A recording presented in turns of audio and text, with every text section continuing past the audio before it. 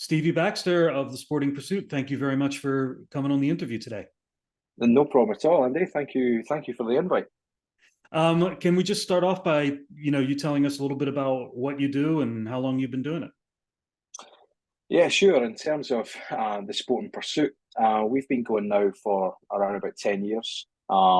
It started off as a little bit of a hobby, actually. I've been very fortunate to have travelled around the world with sports and all the learnings that I've picked up with working for high-performing teams or for governing bodies or businesses throughout the world allowed me to create some insights where we kind of feel that there's a natural fit to high-performing teams, no matter if you are in a sports team, a business team, within an education team. The one key ingredient and the biggest asset within any of those organizations are the people.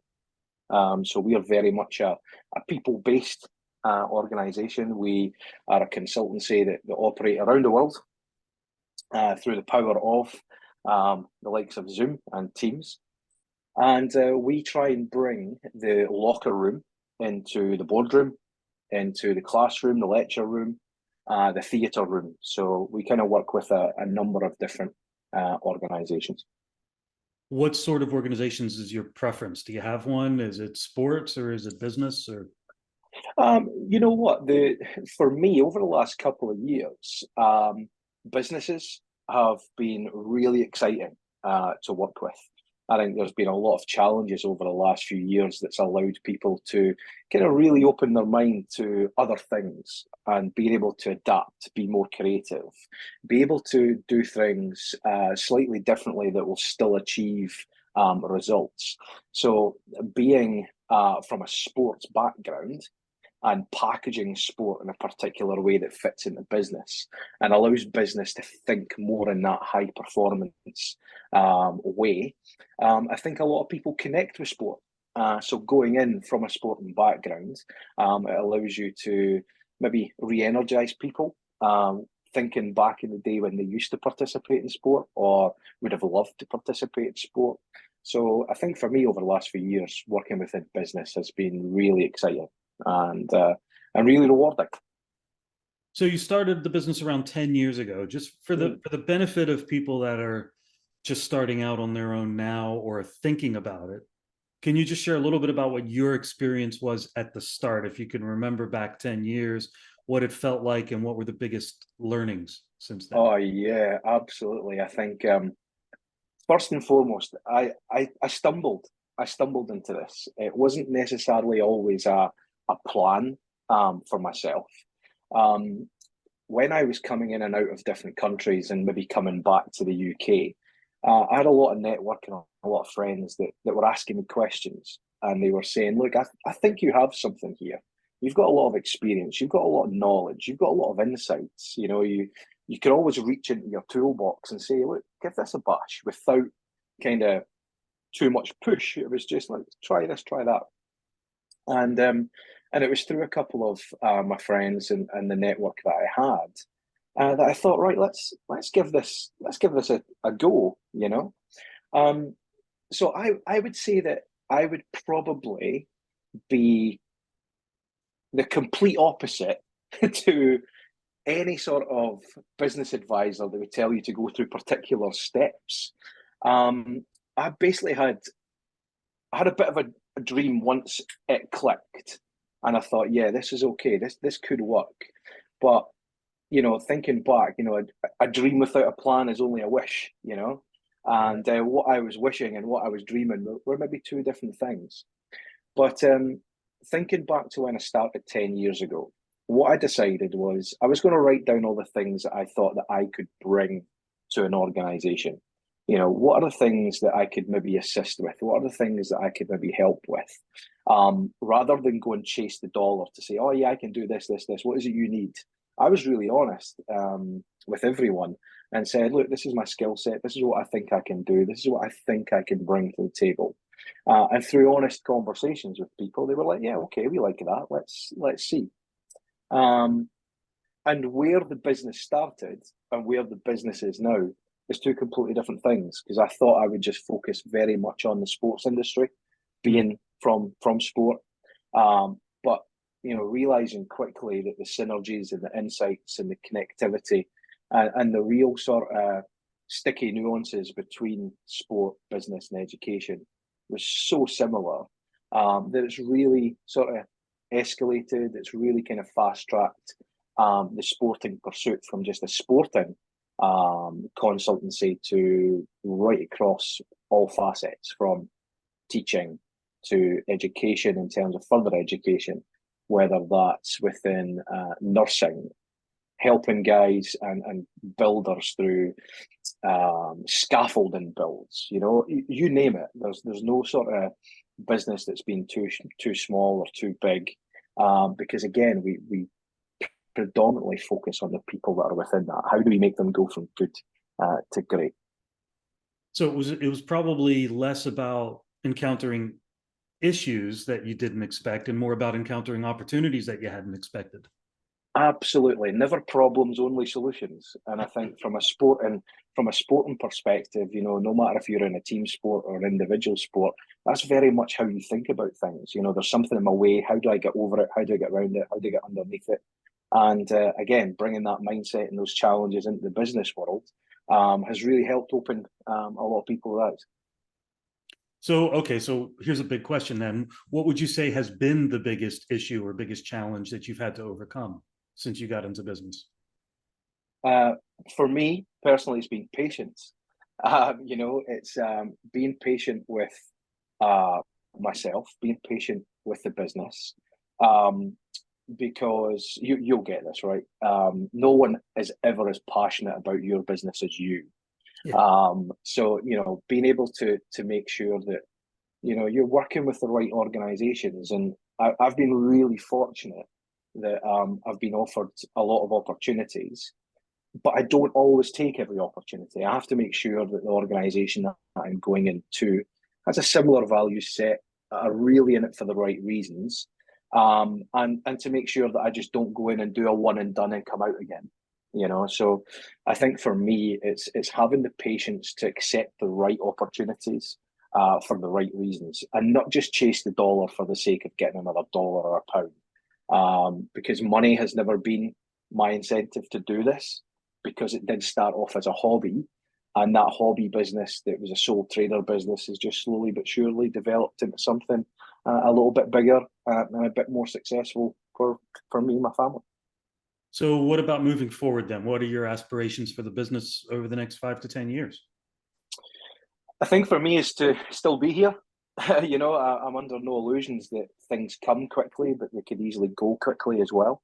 So I think for me, a period of growth over the next 3, 4, 5 years is to continue developing relationships and the network that we have, and potentially moving into maybe sort of bigger businesses on a sort of a scalable way that we can have as much impact as we have and can have to any business that we work with. Rather than going chasing this big, hairy, audacious goal and saying, this is where I want to get to, what we've had so far has just been this nice little snowball effect where, again, having conversations with the right people, deciding on the right organizations to work with, has really held us in great stead.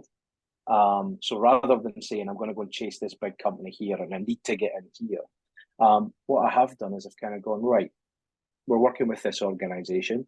The vast majority of our referrals comes from word of mouth. One business owner will speak to another business owner and say, hey, look, we had Stevie from the Sport and Pursuit in. It's different, it's dynamic, it's fun, it's exciting. Stevie is Stevie. Bring him in, because I think as soon as I start to take my mind off who I am, who we are as a business, and start chasing some big, hairy, audacious goal that, goal setting is important. We talk about goal setting, but if we start chasing too much into the future and forget about the present, it could easily derail us. So it's probably not answered your questions in regard to where I want to get to. I just don't want us to get too far ahead of ourselves. Sure. That we take our eye off the prize. Yeah. So as you get referral business and word of mouth business, you're getting busier, I guess. Long may that continue. Yep. How do you balance your personal life with the demands of running your business and being the product of the business? Yeah, well, it's perfect timing. We've just come back as a family from Dublin last weekend in Ireland, and because I've been fortunate enough to travel the world for a number of years now, about 20 years, we've been able to kind of develop our travel and our family life together. So if we're flying from here to Dublin, then what we'll do is we'll make sure we have a day either side. So if I work for a full day, we'll have a family day before and a family day after, and use that as an opportunity for not only myself to jump on a plane and go somewhere, but also to take my wife and my daughter with me to get some of those experiences in different countries as well. So as much as I can, we travel as much together as a family when traveling.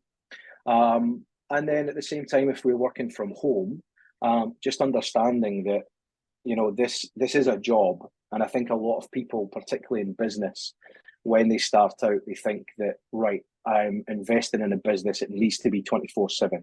I need to make sure I'm on the end of a call. I need to make sure I'm on the end of a message or an email.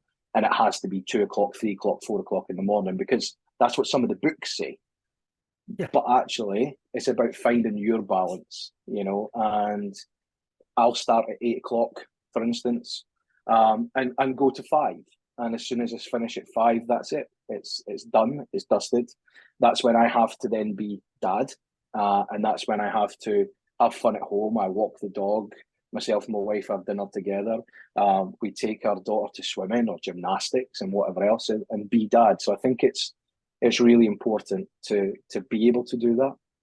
And I quickly discovered when I lived in New Zealand, myself and my wife had only been married for 6 months, and I went across to New Zealand to get settled into a role, get a house, get the lay of the land. And I quickly realised that when I didn't have family around me, the only thing I put myself into was work. And when I was working crazy hours of about 60 hours a week because I had no social network around me, the only thing I could do was work. And I quickly realised that the more work I'd done, the quicker I was going to end up in accident and emergency. And that happened to me. I thought I was having a heart attack at the age of 32, where I was working so hard, so much, and not having that balance. That was an absolute trigger for me to say, hold on, you're 32 years of age. You found yourself in Auckland accident and emergency thinking you're having a heart attack. Let's think of the reasons and reflect why you're doing this. And the reason was that I didn't have a healthy balance. And at that day, on that moment, was where I decided that actually the job is the job, the business is the business. And when I'm working my work, I will put 100% into it. And when I'm finished work, I then put 100% into being the best husband, the best dad, the best friend, the best teammate that I can be around my social circles. And that has helped me absolute no end. But I had to take the burnout first for that to have that sort of epiphany moment. And even talking to you about that, I don't know if you've noticed, but twice I've touched my chest to start to think back to those days and start to worry about that. So it's a constant reminder. Yeah, it's not something you're going to forget about anytime soon. No. Which is, I guess, a good thing. Definitely. What would you say to anyone thinking of going into business? What would be your number one piece of advice?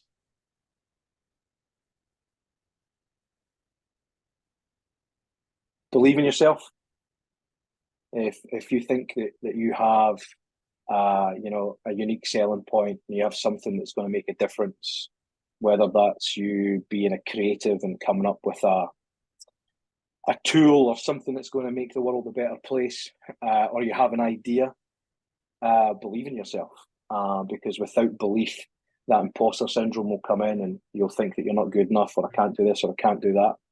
But I very much think that if you have 100% belief in yourself, then you'll get to wherever you want to get to. Not necessarily in the time frame that you have always thought, because as we know, success is not just one straight line. There's going to be bumps in the road. There'll be times where you'll fail. There'll be times where you over succeed. and I think it's important to not get too high and not get too low. But having that pure belief in yourself, your product, or your business is, for me, the single most handed best piece of advice that I think I can give. Now, have you always believed in yourself on this journey, or have you doubted yourself? I doubted myself at the start when it was a transition of should I not?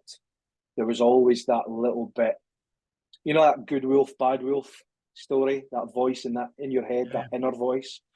Right before I said I'm going to make this happen was when I had my biggest amount of doubt. And I think that was because I was moving into something that was unknown and it was taking me out my comfort zone. And I think, for those of us that are, aware of mindset and growth mindset, we all understand that, if you're in your comfort zone, you're never going to grow. And what I had to do was I had to practice what I preach. And I had to put all my eggs in that basket and go, do you know what? This is going to be uncomfortable, maybe for 6 months, maybe for 12 months. Even right before COVID hit, no one could see that coming. So we had to make sure that when we made the jump, we'd done the jump for the right reasons. And yeah, I was a bit uncertain. The self-confidence and self-belief was at a point where I was like, should I do it? But as soon as I made the step, Andrew, I thought, no, this is the place. This is for me. This is what I am on this earth to do. This is what I love doing. And this is what I'm going to continue doing. And I've never looked back since. What do they say? That if you love what you do, you never have to work a day in your life? Absolutely. And I totally agree with that. Totally agree with that. I feel that I have the best job in the world. It's not the best job in the world, but I feel that I have the best job in the world.